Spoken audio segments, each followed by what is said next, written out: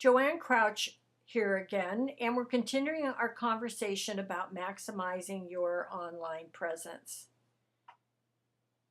In this lesson, we're going to talk about good ways and bad ways to have your online presence help you or hinder you in getting where you want to go. Let's take a look at another Google search that I did. You may not know Lucas Metropolis, but if you did a search on Google using his name, you would find that every single one of the first hits that you got in your results referred to one Lucas Metropolis. Now, why is this? Lucas is the winner of a USA Weekends Make a Difference Day competition.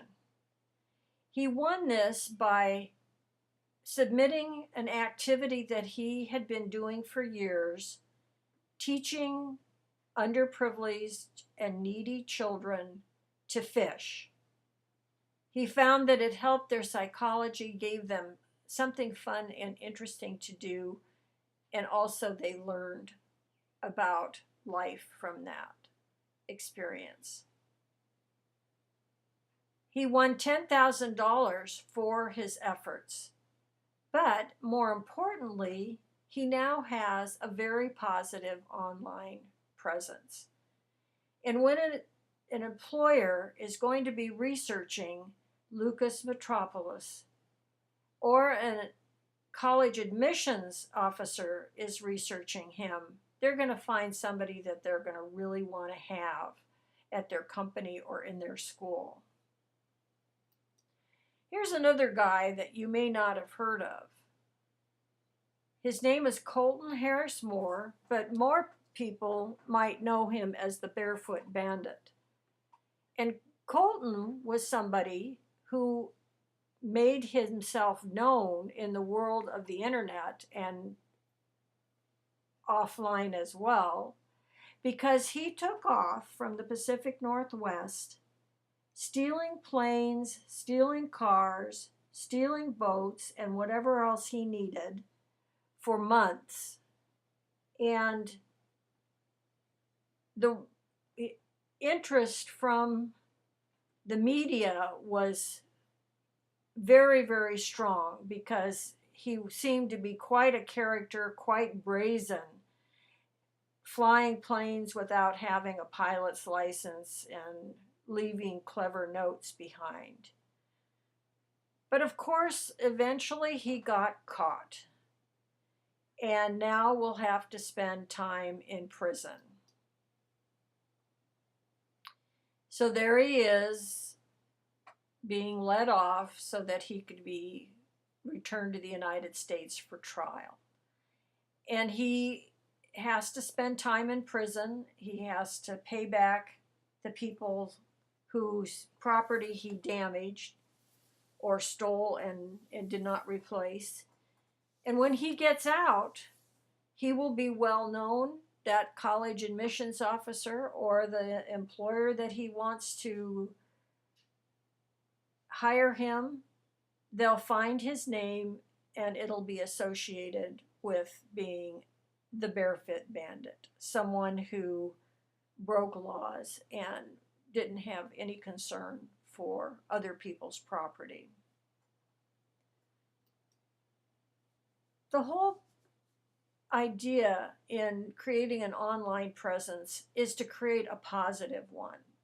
You want to be the person who that college admissions officer or the employer for a great company sees online and says, I've got to have that person in my company or my college. Just as a very, very basic habit, never put anything online showing you breaking the law or doing something unethical. It may be funny to see somebody getting caught doing something and it's on the internet because a person witnessing it has videotaped it with a cell phone. But that will always come back to hurt that person, and you don't want to be the one who has that on the internet for someone to see. So not only should you not put anything on your Facebook page or a YouTube video or a blog that shows you doing something that is unethical or is illegal, the best thing in general is just not to do anything illegal or unethical. Again, because once that somebody takes that video of you doing that, and or a picture, a photograph, and puts it on the internet, it's very, very hard to go back and clean that up. And it's nothing like being ready to start a career or really getting to the point where you found a college that you love, and it comes up in a search that those people making that decision have done on you, and they take your application and they put it in the trash because of that. Be more like Lucas Metropolis. Get out there and do things that contribute to your community. Mention them in every way you can online, and then when those people who want to see if they want to bring you into their college or company, when they're looking for the real you, they will see something that they really, really are going to want.